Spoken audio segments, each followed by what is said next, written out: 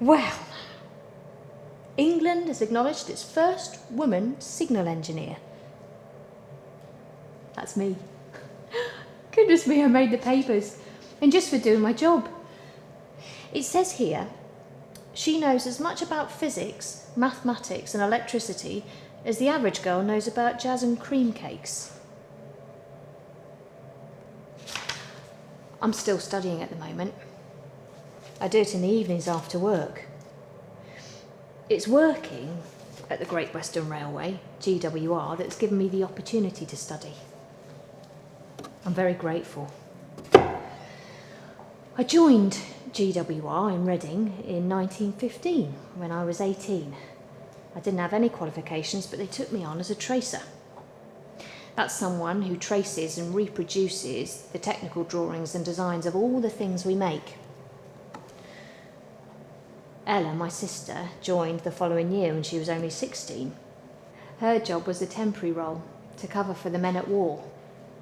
She had to leave in 1919 when the men returned. My job was made permanent even after the war, though. I was lucky.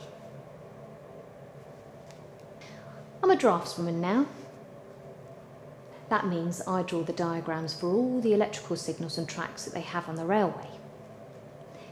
It's my drawings that are sent down to the tracer's office to be copied onto the lithograph paper. It's ever so interesting. Working for GWR has offered me so many opportunities. It's not just the night classes, there are other things too. There's so much organised by the Social and Education Union. You can do football or swimming or athletics. My sister and I both play hockey. That's something we wouldn't have done if we hadn't worked here.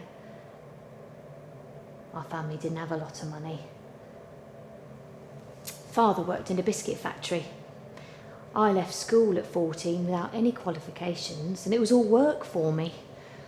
There wasn't the time nor the money for anything else until I got the job here.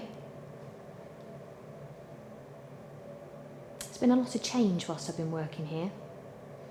The year after I joined, all the women demanded equal pay.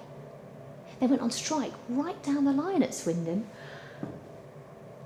I suppose it seems right, really.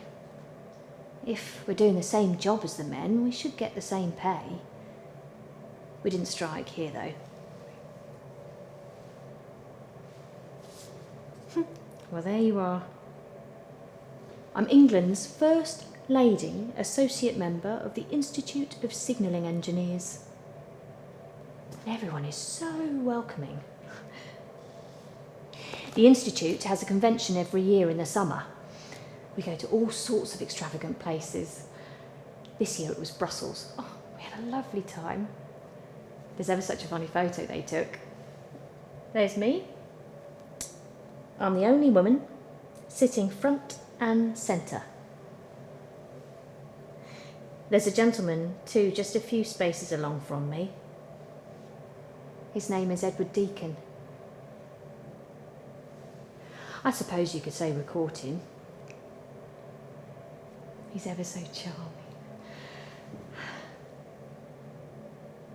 I do wonder what I should do, though.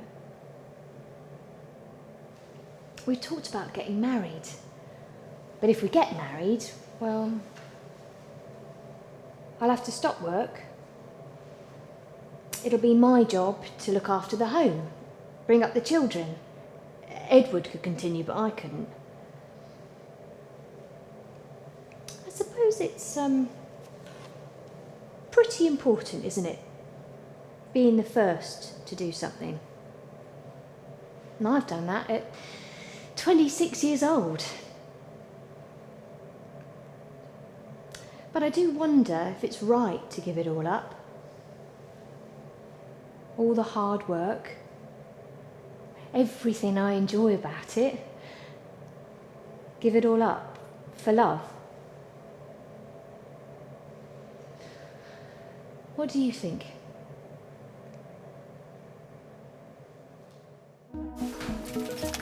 No, because I worked so hard for it. Yes, because money can't buy love. No, because love isn't everything.